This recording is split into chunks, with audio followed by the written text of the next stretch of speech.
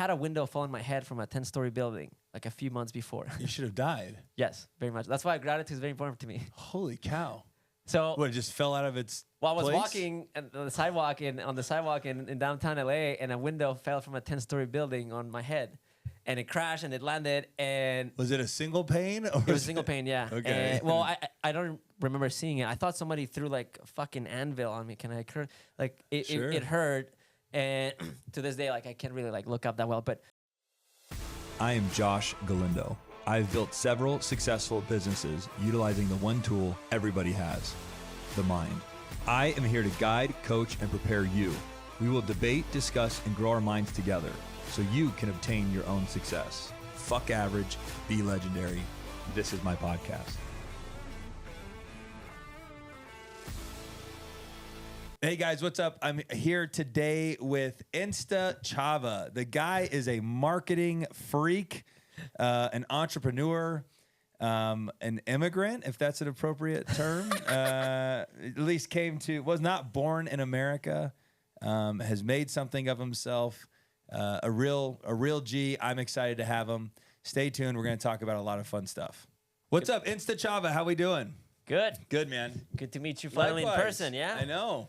What's your last name? Mercado. So Chava Mercado. That's it. That's a fucking great name. It's a name. Chava's the name. Chava's the game. That's how I say to people. Yeah. Most people don't know my last name, so I guess it's not part of the brand because it's part of the logo. So. Do you like to be referred to as Chava?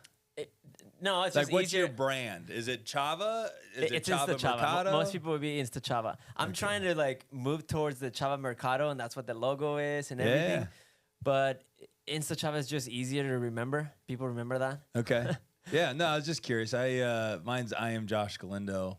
I mean, I have multiple brands, but I am Josh Galindo is my personal brand, and then Galindo Group Real Estate. So everything's kind of Galindo everything. I don't really care if people refer to me, but people don't call you. I am Josh Galindo. Come over here. How's it going? No Galindo. It's just Josh. I'm just Josh. I am Josh Galindo today.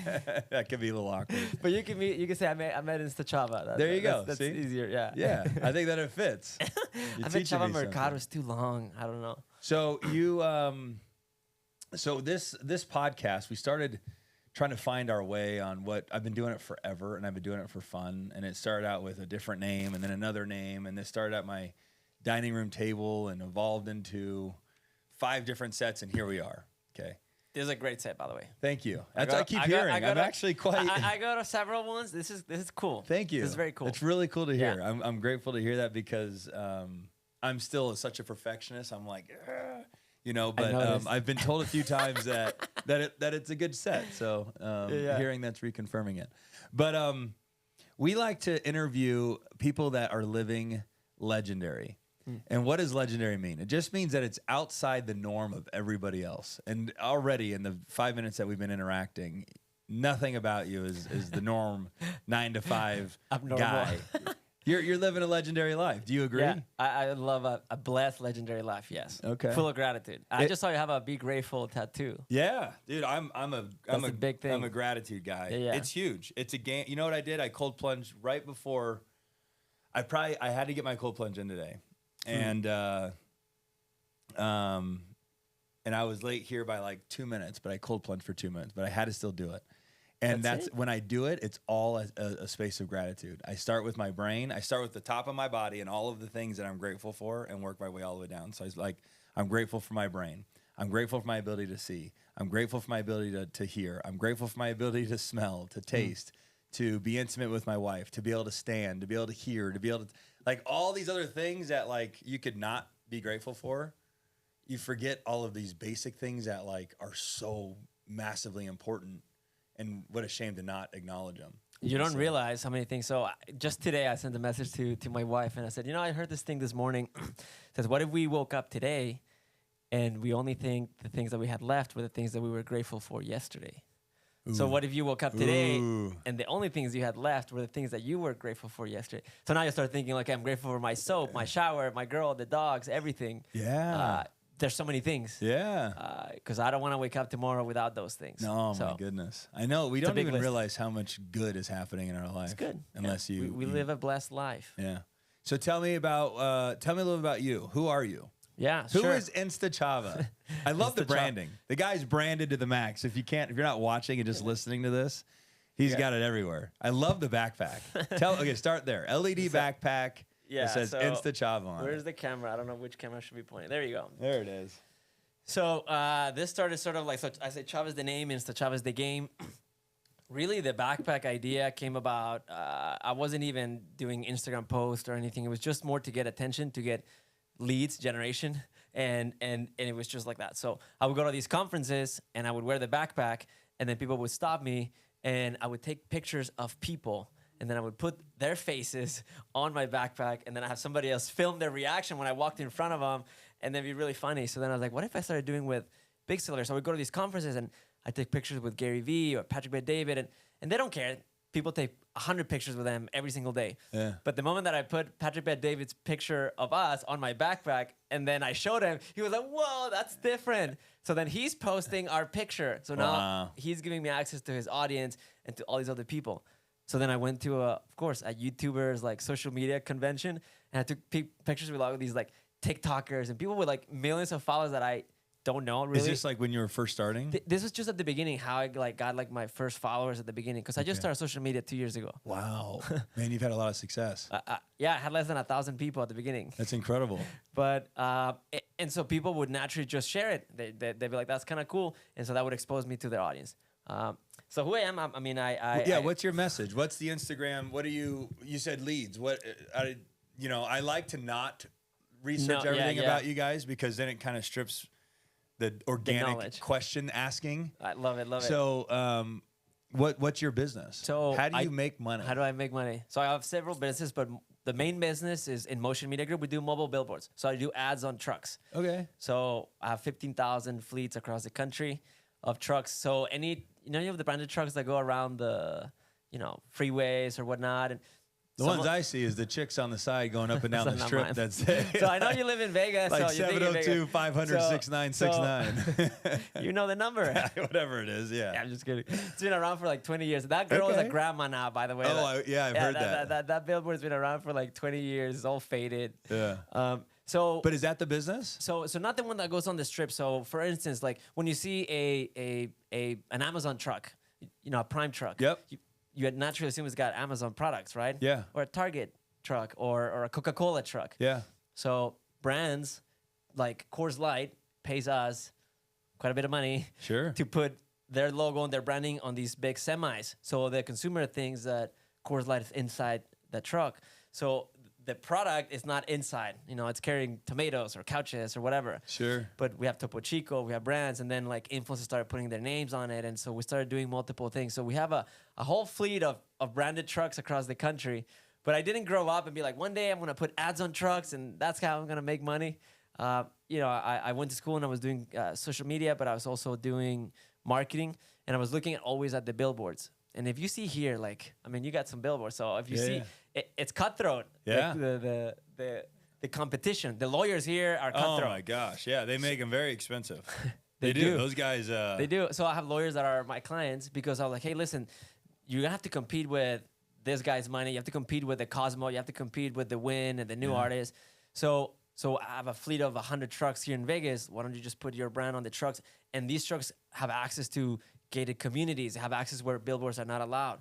So really the main business is this, where like we can bring your advertising to where you couldn't otherwise advertise. So as you're trying to buy billboards, you're only going to get the ones that are open or the ones that people don't want anymore. Because you can't get a Demopolis billboard off and put your brand. Because he's going to keep paying for it. He's going to keep paying for it. Yeah. For those who don't know who that is, it's a big lawyer here. And that goes the same way with all the other billboards.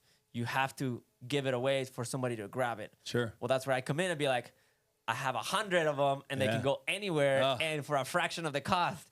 So people are like, oh shit, let me give you money. Dude, that's this how is it started. genius. Yeah, it is. Like sitting here hearing you tell. Yeah, it is. I love it. Good for you owning it. Hearing you say all this, I'm like putting my consumer hat on. I'd be like, I would love that. Yeah. So what kind of trucks are you putting these on? Like a box truck, a van, or Dodge Ram, a semi? All of them. So I started with semis. So I started with a 53-foot truck. So I mean, the whole box is an LED screen? So we have LEDs and we have static trucks. So we have an LED truck. So okay, it could be both. Think about your regular 18-wheeler. My brain went to LED. I know. So it's not all LED. No, think about your regular semis. Yeah. Like a Coca-Cola truck. Just picture one. Now picture that instead of Coca-Cola inside, it's got, produce or, I loved the bread couches. or whatever. That was a good example. So boring ass product inside. But the consumer acknowledges and sees that. So if you're a new beverage brand, if you're this, Smart Water, but you don't want to pay $250,000 to have a truck, you pay just a fraction, and then you get the advertising on the truck everywhere where it goes. So when I started, it was because of a need, because I wanted to buy billboards for a water company that I used to work for. Okay. And in LA, everything is sold out. The billboards there at $30,000-$40,000 a month. And I was like, okay, well, I have very limited budget. And then I would be stuck in traffic and I would see these like non-branded, just white semis. Blank white semis. And I was like, oh my God, that's like, if I could just, I can't get away from this semi. It's like in front of me this whole time. And I see it and it passes and it moves. And I was like, like I'm staring at a blank canvas. Like, why can't I just put an ad on that? So that was at the beginning. And then eventually I saw it was for a different product. And my friend worked for this company. So I was like, I'm going to go talk to these other guys. I see a truck for a beverage brand, and then it parks at the store, and it starts unloading the competitor's brand on it. And my mind went blown away. I was like, I talked to those guys. I was like, what's going on here? I was like, you're clearly this brand, but you're unloading clearly the competitor. And then they gave me the final say that put everything together. He said, the brand pays the distributor to put the ad on the truck. And I was like, fuck, that's it. That's crazy. So then, So you don't own the truck. I don't. Okay, which would I thought that was obvious, but I wanted to just make that clear. So you don't own the truck. You go and say, "Hey, Mr. Truck Driver or company that owns all of these trucks, I'll lease the space on the side of your vehicles for X amount of money," and then you go and just think of In Motion Media Group as the Uber of advertising. You know what I don't own the now trucks, I understand and the I name. don't own the brands. I just put the two together, and I make a commission out of all of them. See, the brands... Oh, you don't even... I don't own the truck. You just connect... Well, I know you didn't own the truck. I do take the payment. But I'm simplifying it. Okay. Like, I don't own the trucks. I also don't own, Coors Light. Sure. But Coors Light says, like, I will pay you. Or Topo Chico. Or, So if you ever want to put your brands on some trucks, that's I don't own your brand. We'll have it everywhere in Las Vegas. You cannot miss them. Because our trucks have a beacon device that not only does it function as a regular billboard, but they're tracking and grabbing mobile IDs from every device that they come in contact with. So at the end of it, I have millions of data points, and I can retarget people without them knowing. So they'll be walking by, they'll be like, "Oh yeah, I've seen on their that phone. Truck yesterday. Now it's on my Instagram." But they don't know that I know, Right? And that's why they're getting the ads. It's very Big Brother, but it works amazing. Is this your company? Yes. This is insane. Yeah, it's pretty cool. How much do you charge for what? Where could I put my logo? Where would you suggest? You're an expert in your own space. Glenn Group Real Estate. I want to be on I wouldn't Amazon. do it on semis in Vegas because semis work long distances and freeways, and Vegas has very few freeways. I want to be in neighborhoods. 26-foot trucks. So what would it be? The box trucks on a box truck on a 26-foot truck. You put it everywhere.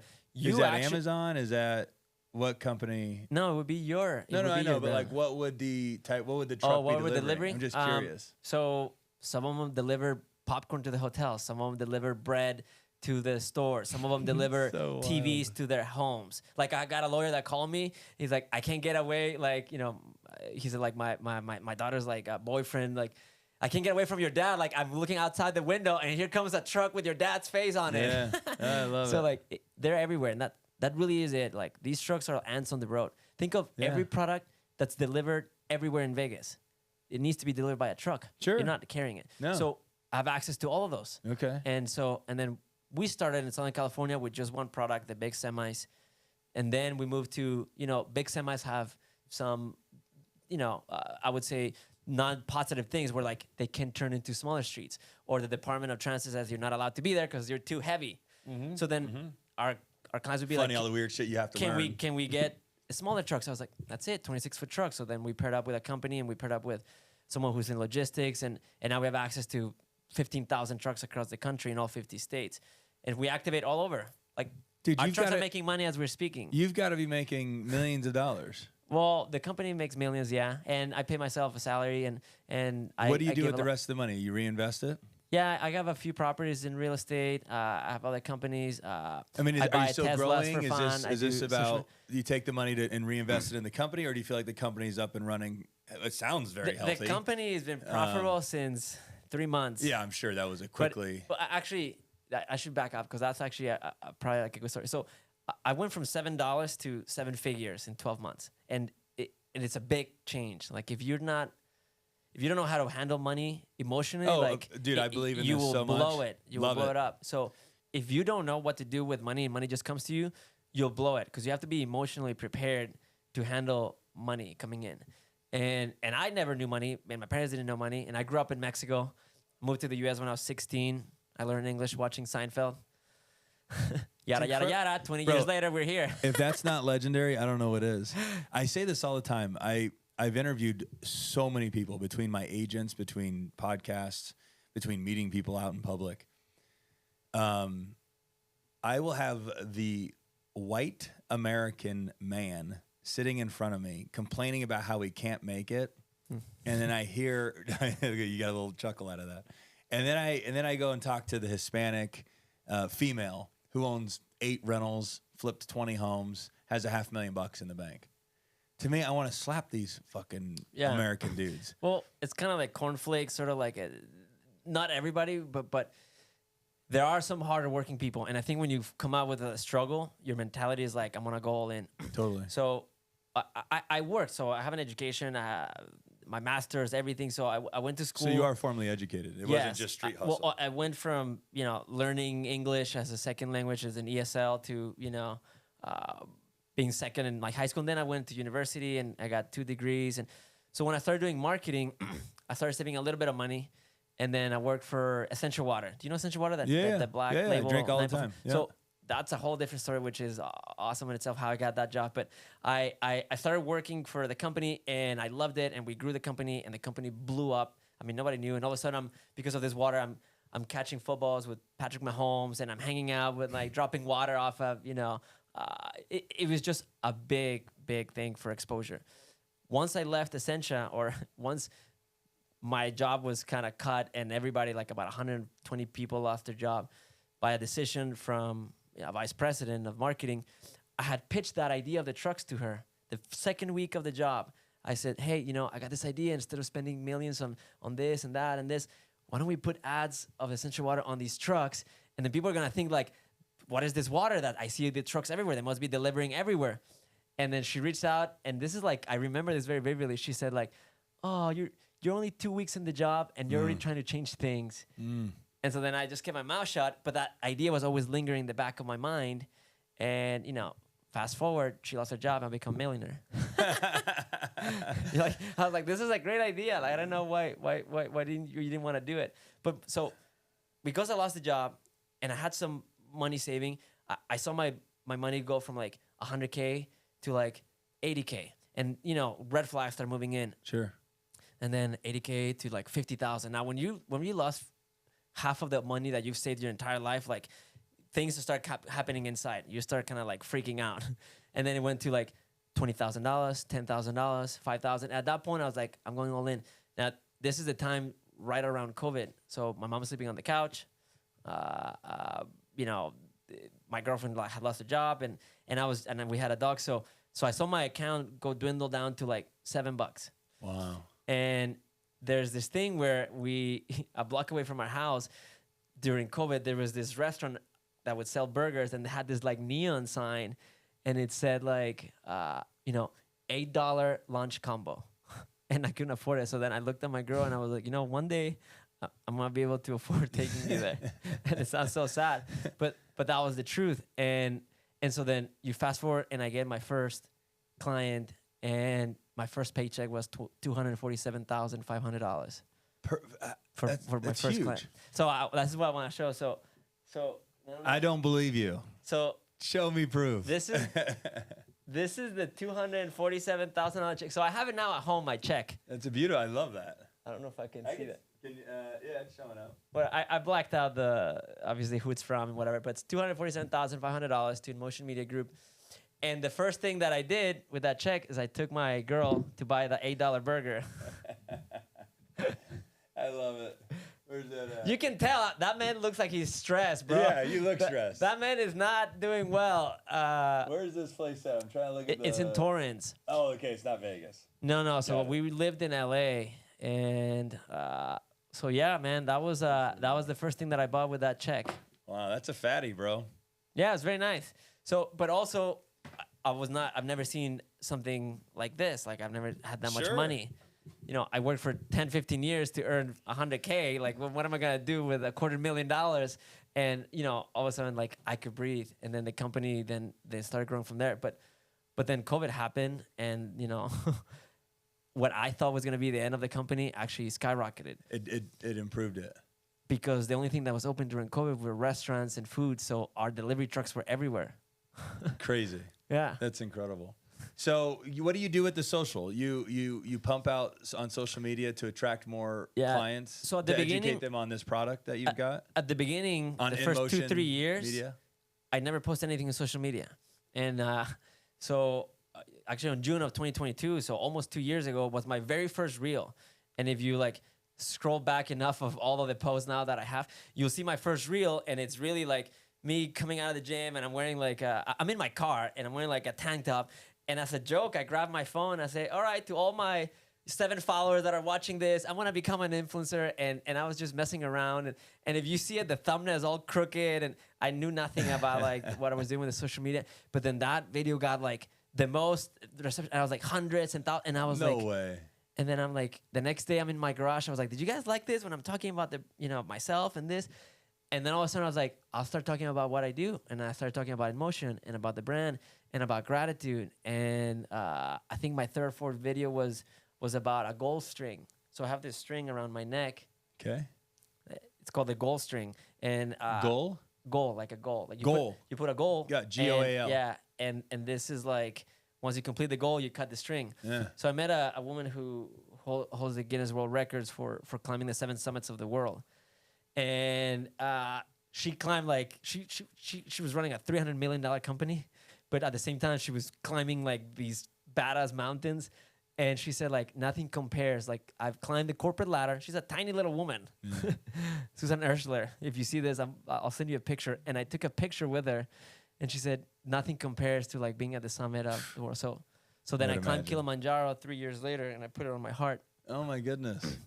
So there's a story too behind that too. But I've been wearing these for 10 years. Okay. So once I complete a goal, it takes about 3 years, then I cut it. Okay. What's that one about? I don't share what the goal is until I cut it. But I can tell the previous two ones. Yeah. So the first one was like, she put this blue string around my neck. And I had a window fall on my head from a 10-story building like a few months before. You should have died. Yes, very much. That's why gratitude is very important to me. Holy cow. So what, it just fell out of its Well, I was place? walking on the sidewalk in downtown LA, and a window fell from a 10-story building on my head. And it crashed, and it landed, and... Was it a single pane? Or it was a single pane, yeah. Okay. Well, I don't remember seeing it. I thought somebody threw like a fucking anvil on me. Can I occur? Like, it hurt.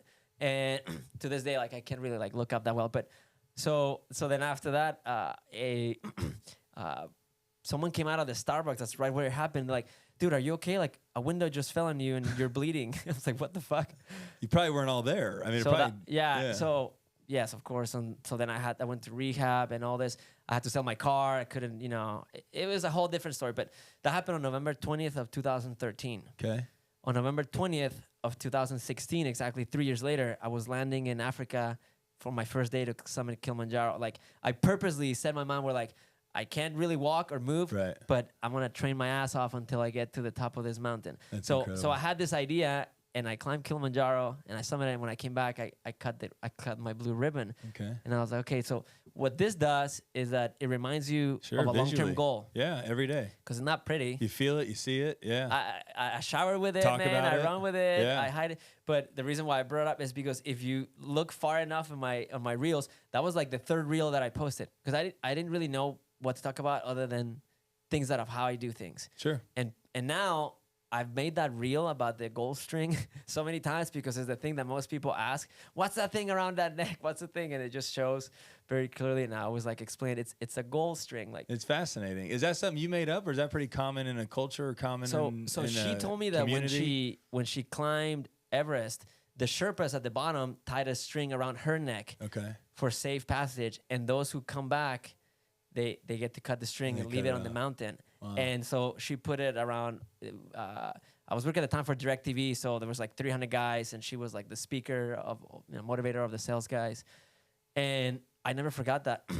Mind you, I'm wearing a neck brace at this point. I'm not really. I'm not in climbing mountain, peak physique, yeah. Right. So from there on, and then JC would see me that like I would put weights on my backpack and run up and down steps. And I lived in Redondo Beach. I've never gone even hiking, so it's not high altitude was not my thing. So I would put the high altitude mask. Yeah. And I trained, and then 3 years later I did it. And on Thanksgiving Day I reached the summit. Congratulations. Thanksgiving. That's fucking nuts. But you can't script this shit. It really is like. See, that's legendary shit, bro. Let me see. You got a picture of that? Oh, there you go. Yeah, this one's fucking. So that's me at the top of Kilimanjaro. Let's see. I don't know if that's the best way. And you see what the shirt says? Never stop. And I bought that shirt, and I've only worn this shirt twice. When I climbed this mountain and when I summited the second summit of the world. So I've done 2 of the 7 summits of the world. Tallest mountain in Africa, and then I did the tallest mountain in Europe, which is in Russia. Elbrus. I don't recommend that one. Are you intending on hitting all 7? No. I'm not a climber. So if I were to ask you where this is, where do you think this is? This is actually the top of Africa. Oh, wow. Really? Because it's so high up, it gets cold. But this is also the top of Africa. Oh, like, okay, you got me stumped. This is what the girl was saying when she did her speech. She's like, Kilimanjaro has everything in the world that you can see, you're going to see in Kilimanjaro. Because you start, and there's this beautiful, like, luscious green trees and animals and this, and then it becomes a little bit more deserted, and then there's like volcanic rock, and all of a sudden you're at the top of the tallest mountain in the continent at 19,341 feet, and there's an iceberg that's like 100 feet tall next to you, and it's so surreal. Oh, I bet. It's amazing. And that's it. And that's this picture. When I tell people, like, no, it really is high, and it stretches all the way. It's surreal. How old are you? I'm 40. You're 40? Yeah. When's your birthday? On St. Patrick's Day. Okay. Is that your logo? No, this is for this is for a Black Clover. Shout out to those guys. I always wear the shirt. It's a golf brand for hats. Got it. But are you a golfer? Or no, you just I'm like not, the logo? But I love the brand. All right, or the brand. That's cool. So there you go. Married, you said. Married with kids? No children. We just got married 5 months ago. Okay. So, yeah, you got some time. Yeah. Do you intend on having kids? She's 30, so she's 10 years younger. That's smart. She'll always be younger. Yeah, it's always good, yeah. We're having the talk. Now we're having that conversation because at this point, we have extra rooms in the house. I have the job, and she works just because she likes hanging out with the people that she works with. Working is fucking huge, man. Yeah. I'm learning that more and more. The more that my businesses get put on autopilot, it's actually something I've been going through for the last 2 or 3 weeks. How important it is to have a place to go to where you're needed in the world or you're valued. The whole desire of all of us saying, oh, one day we can just sit on a beach and collect paychecks. Dude, that's a frightening space. I was in it like 2 weeks ago, and it was a frightening space. How long were you doing that? Just chilling? Dude, I was my flipping business was the hardest business to get on autopilot. Got it. And I successfully released control. I wouldn't say successfully transfer it and have experienced success. It's too early to say that. But I released control to my team and said, guys, you've been watching me do this for 3 years. You've been helping do this for 3 years. You can do this moving forward. And I legitimately let it go and watch them operate it. How do you feel? Dude, it wasn't a great feeling in the beginning.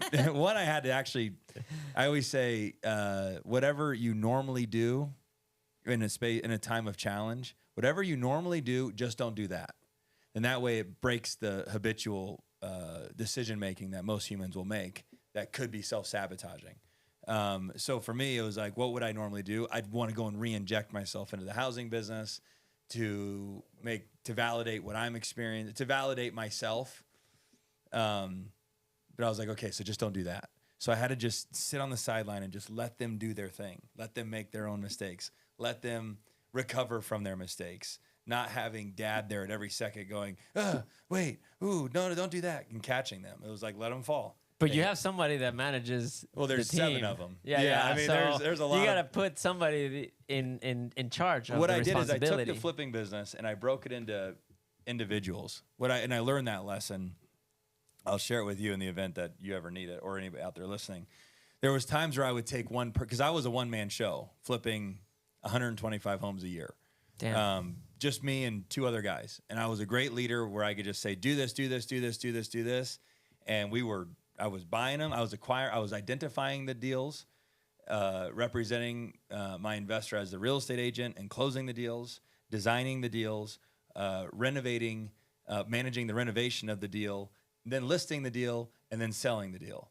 Yes. Me. So you're doing the whole gamut. I was doing all of it, yes. And then I did Other that. people's money, you took a percentage, what, Yep. 20, 30%? Yeah. In the beginning, my split was 75, 25, 25 to me, 75 to them. 20, 30, yeah, there you Yeah. go. So I was a one-man show. So I understood it as I grew my business to find another me. There's probably not another you. And I learned that about myself. There's just not another me. And if there is another me, you don't want to work for me. You're the one. I am Josh Galindo. I am. There's not another I am Josh Galindo. Dude, there out ain't there. another. Trust me. And you're catching like the softer version of me right now because I'm trying to. I was told to calm down by my doctor recently. But so I would go and hire a me, try to find a me.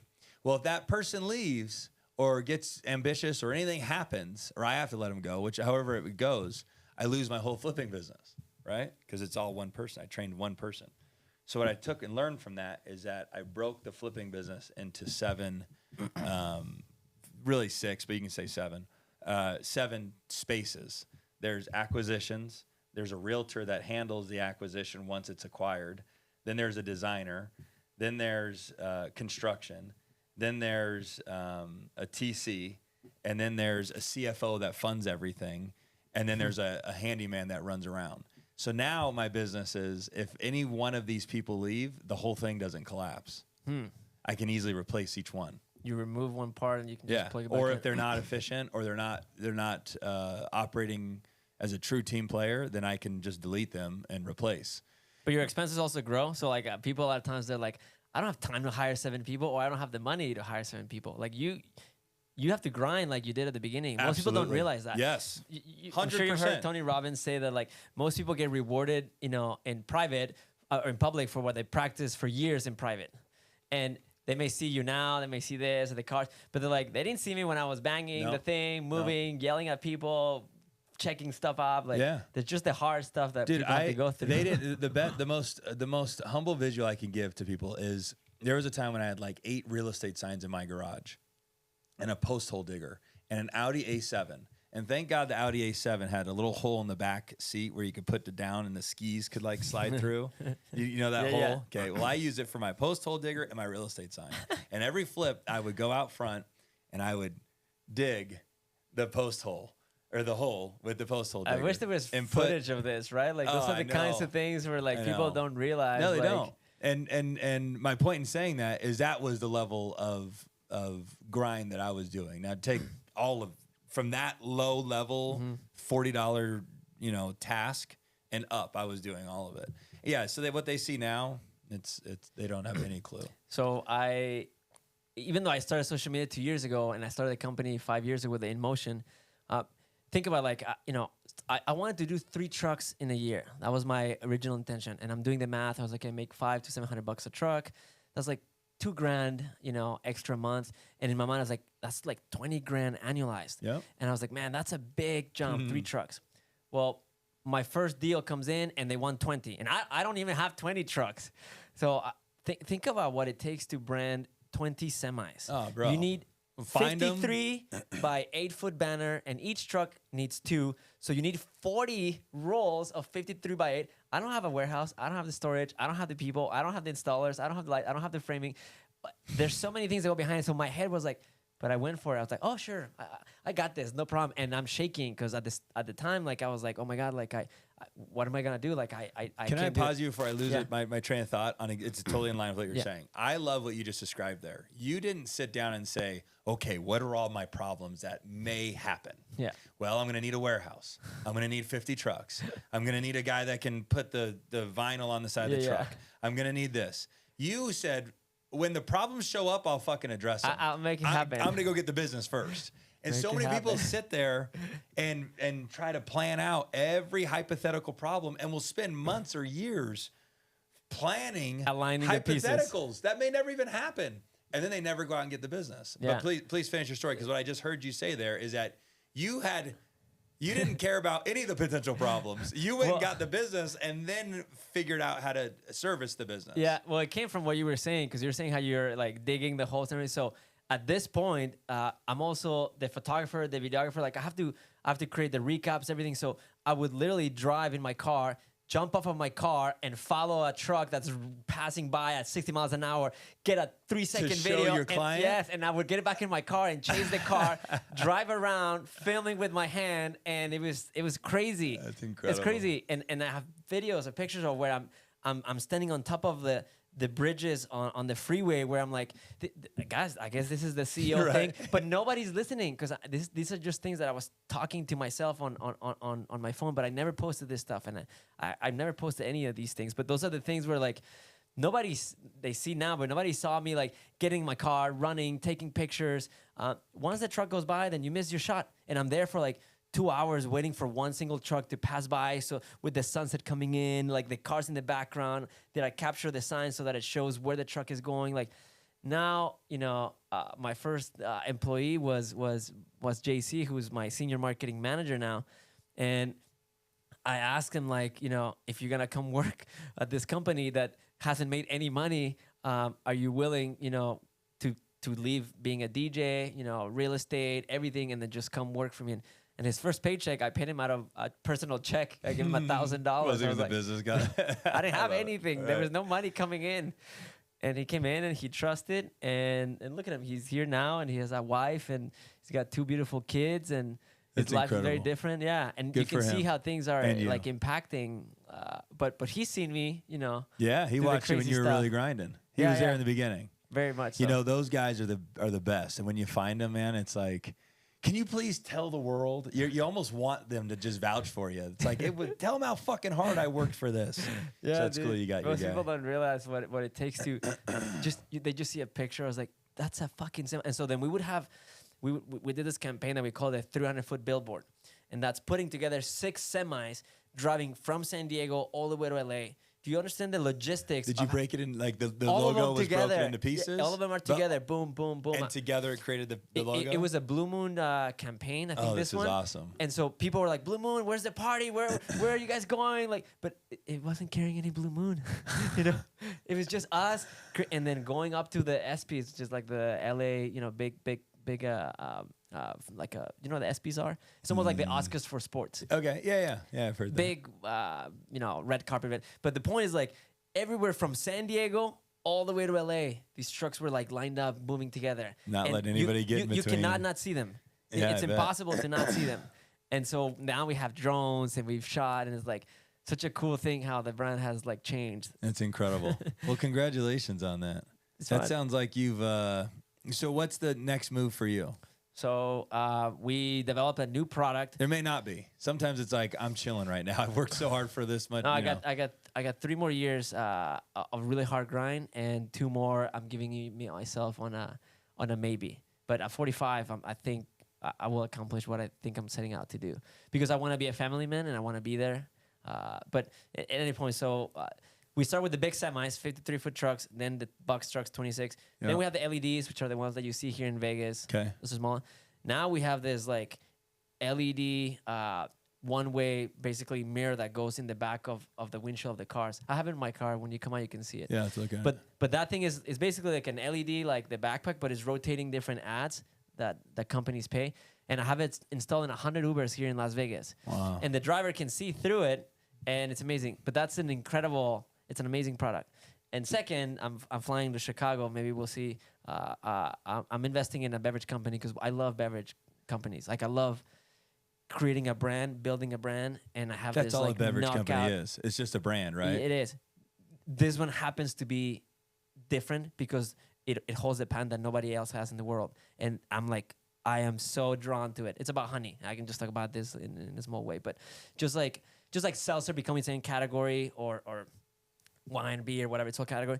This brand, this product creates beverages made out of honey, and so it creates vodka out of honey instead of a potato. So you can have like a Moscow Mule, you can have different things out of fermented honey, and they hold the patents for fermented honey turning into beverages. So it's an incredible brand, an incredible product. Is it a great story, or does it actually do something different? The brand or the story in itself may be cool enough to create a brand around it, but I'm just curious, does it also have a different effect? The benefits? Yeah. So it's basically its purest form. Is there less hangover? Is there? Well, it's not a functional product, so it's not like like a hangover cure or anything. It's a nice beverage, so you have alcoholic and non-alcoholic. So a lot of people are on the sober summer or whatever. Yeah. People don't drink and whatnot. And these beverages are there just kind of like, it's just Manuka honey, which is very good, and water, whatever product it is. It's an incredible brand, an incredible product. I am like super excited about this brand. Well, good luck. So that's what's coming up next. Tell me, am I right in that assessment that these beverage companies are mainly just who can market the hardest and the best? You have Prime what's Energy. What's the fucking difference with water? So like we just paid a premium for this. Yeah. When this shit is the same. They might be, but this is marketing. Yeah, of course. Well, this is also owned by Coca-Cola. So really, what it is that they get shelf space. So Essential Water, remember the water? Yep. So I will say about this, like, that's an incredible product. For when I came back from Kilimanjaro, I started researching hydration because I came very dehydrated. I wasn't prepared to climb 7 days and coming back. It takes 7 days to go up and down that mountain. It's insane. It's not like I'll go tomorrow and then come I'm back. I'm gonna go for a few hours and be home. And I started researching hydration and water, and everything that I found out in my own research and pH levels indicated Essential Water was the best product. But you couldn't find it anywhere. This was a non-existent brand. So then I started buying the product. I started getting in, and the way the architect of the universe works is that I got a message from LinkedIn, and there was a guy, and he was the director of marketing for Essential Water. And he's like, hey, I see that you like beverages, we got this water brand, whatever. And all of a sudden I spit back like about the CEO, about the brand, about the 9.5 pH levels, about everything that the process of this water. And he flew from Seattle, and he's like, you're hired. So that's how you got That's how I got the job. Okay. He kicked away his best friend who was up for the job because I just knew so much about the brand. Yeah. And I didn't even know anybody knew about the brand. Nobody knew at this point the brand. Everything was done differently. It was a rebrand. It was everything, and then the brand exploded to the way it did. And then it sold for hundreds of millions of dollars. So who owns it now? Nestle. Wow. So there are some differences in waters, like if you have minerals or if you have pH, alkalinity. They call this smart water. I mean, I don't want to be negative to Coca-Cola. This is not great water. Really? No, spring water might work best, but I prefer. I think the best water is Essential Water for alkalinity. Like if you like that kind of stuff. Are you a big health guy? Yes, and I drank some. So you're talking about cold plunge before. Have you done cryo? No. Oh man. No. So I am a big cryo. So I used to do cold plunge, but so 3 minutes in cryo equals to 15 minutes in cold plunge. And the benefits to the cryo is like you also don't come out wet. You don't need a towel. You just come in and out. But it's also a lot colder. So it goes up to negative 220 Fahrenheit. Yeah, that shit will kill you if you stay too long. Well, you can't get that long. Yeah. So when you go in there, there's always a person that that's there. Yeah. Tell me what don't go under the water. Don't go on. Don't put your head under the thing. You just kind of go in there 3 minutes. In those 3 minutes, the way I do it is I close my eyes and I say things that I'm grateful for. And pretty soon the 3 minutes do you go really? Yeah, all Same the time. Thing. All the time. How funny. Yeah, it's great. Yeah. And you come out and you feel so what alive. Are you educated on the scientific benefits, or do you just feel better? There's a few things that they outline, so I kind of have some, kind of like memorized. So it's good for when your metabolism is good. So you lose about 500 calories after you do a cryo session throughout the day because your metabolism gets kicked on into high gear. To heat your body back. Yes, and you are. I started recently to work out again with a trainer, and you get soreness. So it's really great for the muscles when you go into these things. Okay. For me, mental clarity does work out. So it is the one time where I can be without my phone, where nobody's calling me, where I'm freezing my ass off, and when I really have to practice mindfulness. Like you have 3 minutes. You don't go more than 3 minutes, and you're just there for 3 minutes. Where do you go? It's called Rio Tan and Cryo. Oh, yeah. I try to get a sponsorship with Insta Cryo. They haven't gotten back to me. Insta Cryo, I'm coming after you. Right. Which location is that? So Rio, it's right here in Summerlin. So they have like 2 or 3 locations. I go to the one in Summerlin. Do you know if the one on Flamingo right up here by LVAC, do they have a cryo machine? One, yeah. They have a cryo machine? Yeah. Because that's really close to my house. So they will have that, and they will have probably the UV sauna. Yeah. Red sauna. So they'll have. So you believe in that too? I don't do red sauna as much. I don't know if I should. I would say I do believe in it. I just don't practice it as much. Okay. I do practice the cryo, and then they have what are those things where they just like squeeze your legs and your arms? I heard about that one, but I don't know. That I do, but you can buy those separately, right? in Amazon. Crazy, man. You've got, I'm sure, a zillion stories. You do too, man. I do. Can I ask you if you want to be in my podcast? Yeah. Because I want to extend this conversation. Yeah, no, we should. Totally. Okay. I'd love that. I actually sometimes struggle because I like to collaborate. Yeah. But I caught myself collaborating so much that it suffocates my guest out. So I ask the question and I just listen. You know, and because like I said, I'm trying to get better at the podcasting thing. And I was on a lot of podcasts. That's easy because you talk about yourself. It's a little bit more difficult to ask appropriate questions and then listen. Ask appropriate questions and then listen. So yeah, I'd love to come on yours. Yeah, I don't even know if I should tell you what the podcast is about. Like, I'm gonna keep it super secret. No, I'm easy and I'm fun and I'll pick you up here and then we'll go. I won't even tell you where it is. Okay. Does that sound good? Yeah, yeah, I love it. We'll set it up. Just so you'll send that. All right. Do you have any more pictures? I don't want to leave you. Did you bring the other? Or did we showed the 2? Okay.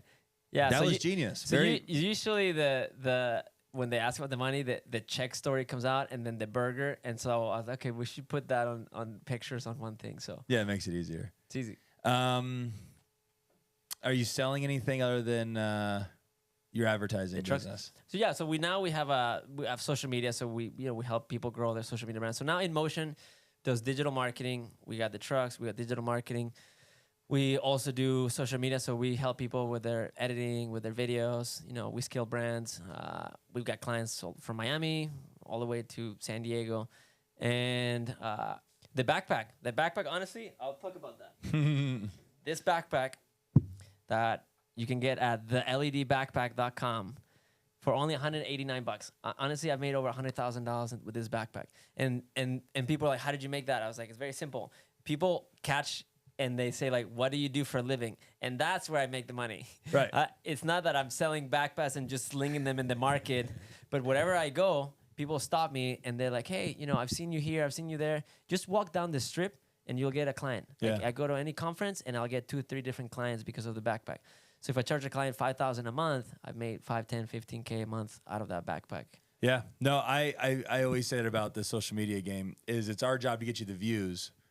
But if you can't monetize the views, then you're probably not an entrepreneur. Yeah. I can't make you money. We can just get you views. Yeah. And after that, you've got to figure out how to monetize it. But you got something to sell, provide, or whatnot. Yeah. So I did consulting for a while, but then my schedule, it gets super overwhelming because then you got to, hop on Zooms and Zooms and Zooms. And recently I did like a little coaching thing for Vivint, Vivint solar panels. Yeah. So I went to their office and I spoke there. So those are kind of like fun things to do. Yeah. And I was like, maybe I should do a little bit more of those. Do you like speaking? I love it. Yeah. I do too. Yeah. I wish I didn't have to earn it. Yeah. I wish someone would just put me on the stage in front of people. Just get me on the stage and I'll just talk and be like, no, you got to make it. I was like, I got some stories. I'm a fire walker too. I got a few stories. Yeah.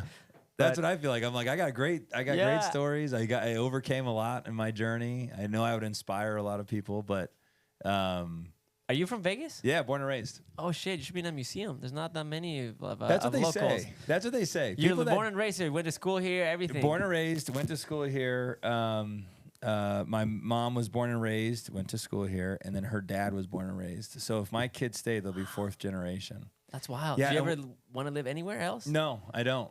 Where do you live? Hard no. I don't want to live anywhere else. Summerlin.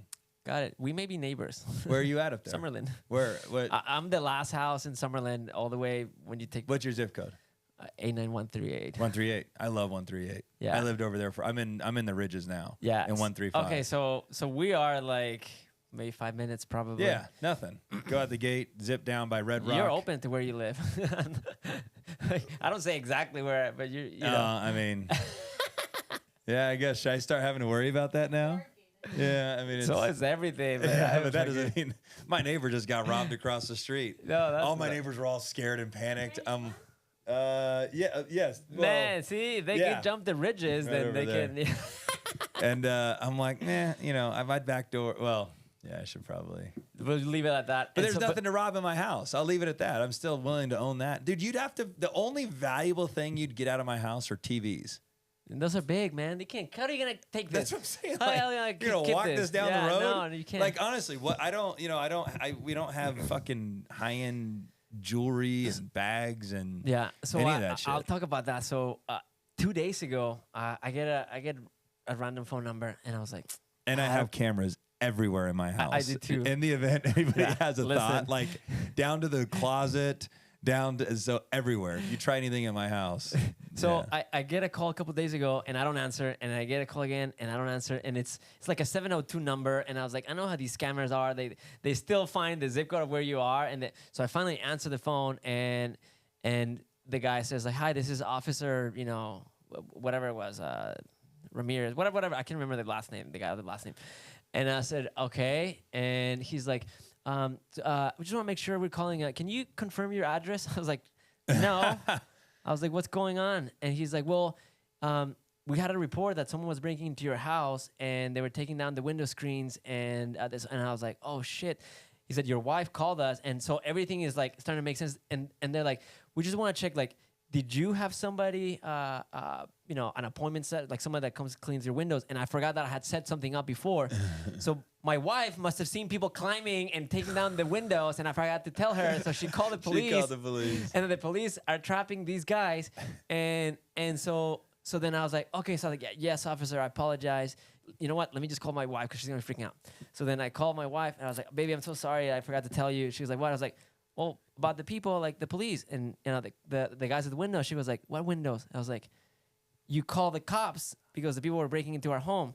She was like, stop it. And she hangs up, and then I call back again. I was like, Sam, like, did you call the police because someone is breaking into the house? And she was like, I don't know what you're talking about. And so I was like, fuck.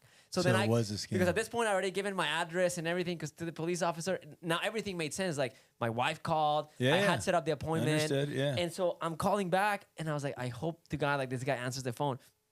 He does, and I was like, officer, I'm gonna need your badge number. So I asked for the badge number, and I said, listen, like, I called my wife, and she said that she didn't call you guys, and she was like, well, we're confused because we're here with these two people, and they called us, and then she's like, oh, I see your wife, she's coming in, and then another person rolls up, and so the cops were at a different house that wasn't my house, and everything. I think the appointment setter confused the address, and so the cops showed up at a different address, but the story matched so perfectly that I thought someone was breaking into my house. So now I'm looking at my cameras, and he's like, do you see me waving? I was like, I don't see anybody out there. Like, don't call me again. Like, I was like, but at least they were there. And I had to call her back and be like, listen, like, I guess someone was taking down the windows, and I guess this did happen, but it wasn't at our house. It was probably our neighbor's house. It's crazy. That's crazy. So that's why I don't give out my address anymore or anything. I'm just like, listen. A lot of things had to line up to make that happen. Yeah. All right, Chava. Well, where can everybody find you? I think we said it 100 times, but why not say it again? Yeah. So main platform is Instagram, IG at InstaChava, but that's pretty much across the board. I also started a new podcast that's called The CEO in Motion. So I interview CEOs, and it's all about the journey of entrepreneurship. And I'll leave it at that. And you guys can find that on YouTube and just the different platforms. And you're going to have me on as a guest. I will do for sure. All right. So you guys got to go follow that. I'm going to accept it. Offer accepted. There you go. Okay, my man. All right. Well, thank you for coming on the Be Legendary podcast and showing the world how to live, which, man, I feel like we didn't even scratch the surface on how to live a legendary life. Appreciate you. Thank you. Thank you. Hey, guys, that's going to do it for today's episode. If you guys want to learn more about the tools, tips and tricks that I use on a daily basis to maintain my success. Stay connected with me through all of my socials at I am Josh Galindo.